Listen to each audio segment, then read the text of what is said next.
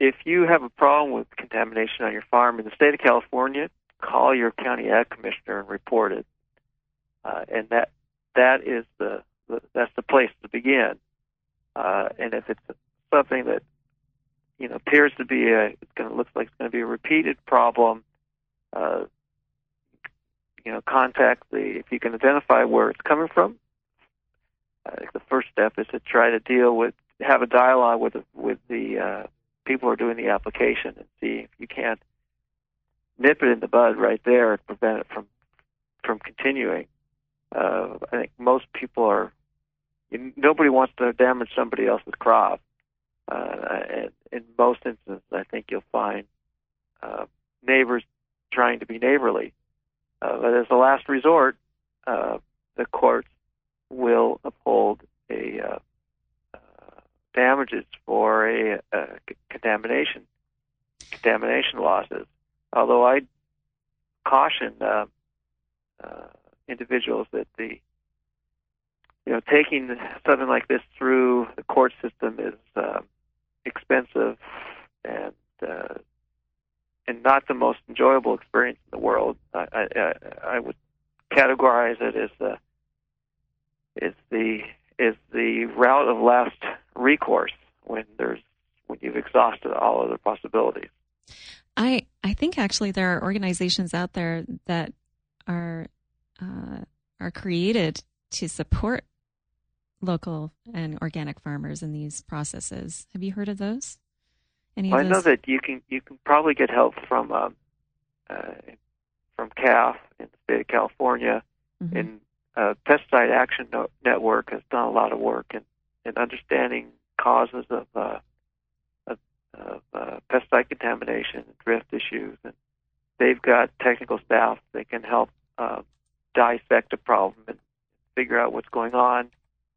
And I know there's organizations across the country that are concerned with the misuse of pesticides and the movement of pesticides to where they're not meant to be. But specifically for a small grower, I'm only familiar with what's going on in California, but I know in the state of California, it's the county ag commissioners that are charged with regulating the use of those chemicals, and that's that's where you have to start. Mm-hmm. If you have a pesticide contamination issue, if you don't register the problem properly, you're not. And if you do find that you end up in court, then you won't have the proper documentation to back up the problem to begin with. Right. So, do you have any advice or information as far as how people can get their children involved in what they eat? And do you have any suggestions for people out there?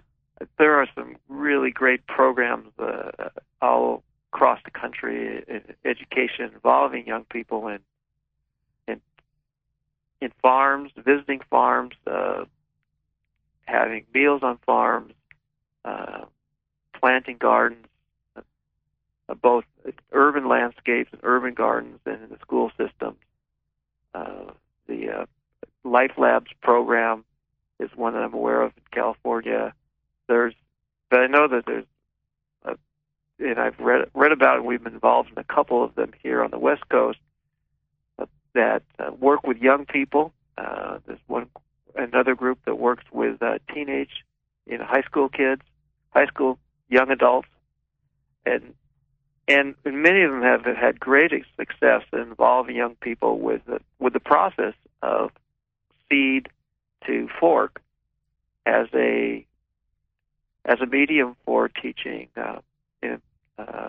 leadership, self-esteem, and learning skills. Not just about going beyond the plant and the food, but using those as tools for teaching young people skills for life as they grow, as they go forward in their years. Yeah, that sounds like a great idea.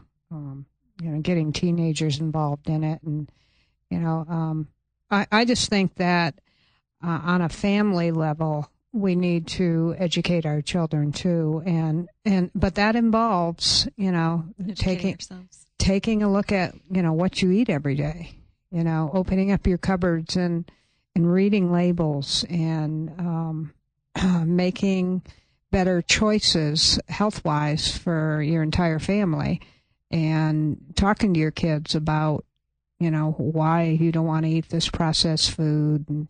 And again, that's not always an easy thing to do because they're bombarded on television with all the ads for the non-nutrient dense foods out there, and it's just education, and I think it begins at home too. Can't say that too many times. I was recalling as two things that are easy to grow and that are really fun and satisfying are radishes. They come up really fast, and they're red, and in 3 weeks you have something you can eat. And the other one is a corn plant. The big seed planted in a milk carton. Plant comes up. The wonder, we forget what it's like to be a child, and the wonder of watching a seed go from seed to a plant, and that moment of germination, that moment of this tender young plant, this little baby plant growing and developing, is a really great way for young people to develop that connection between the soil, the earth, and food and what we eat. What a great idea! And anybody can do that in any setting, correct? In any setting, you can do that in an apartment, or in a planter box, or in your backyard. You can grow corn in a little, like I said, in a milk carton. It comes up, and you can grow radishes. And you don't need very much space to grow a few radishes. So those are two really inexpensive, easy to grow crops that it's hard to fail with, and that kids can. You can begin that journey of awe that many of us have that begins when we're children.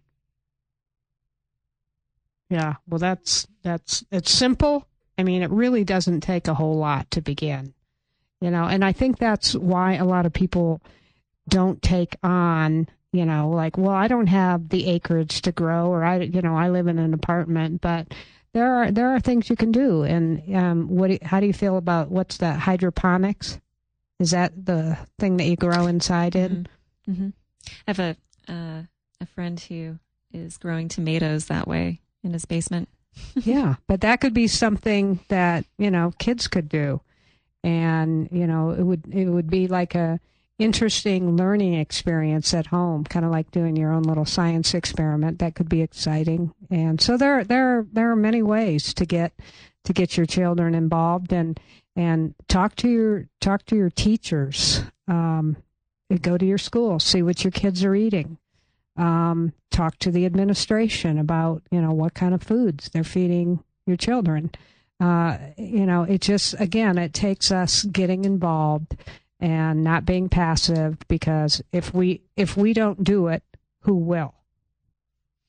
Right. And in that, there are schools that are actually having organic gardens right on site and having that program for the kids. And that would be a very good thing to start maybe organizing in your own school and see what that takes to get that going. I think the kids really learn a lot, and they love that experience. Yeah. So, well, Larry, thank you so much for being on our show today. You've been a wonderful guest, and actually you have made me feel a little bit more hopeful about our organic foods. The fact that you won this case is definitely some good news, and we need good news these days when it comes to our food supplies. So good luck. Keep doing what you love doing, and educating and growing wonderful food. So thanks again.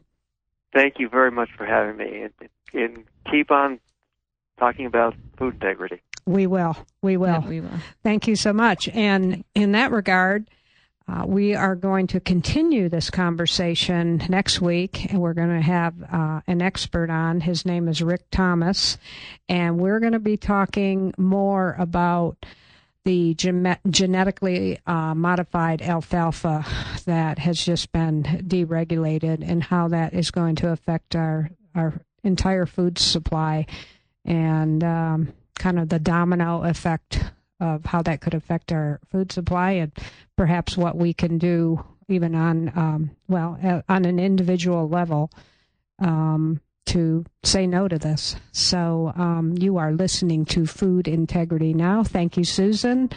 And we will be back next week, and have a great week. Thanks.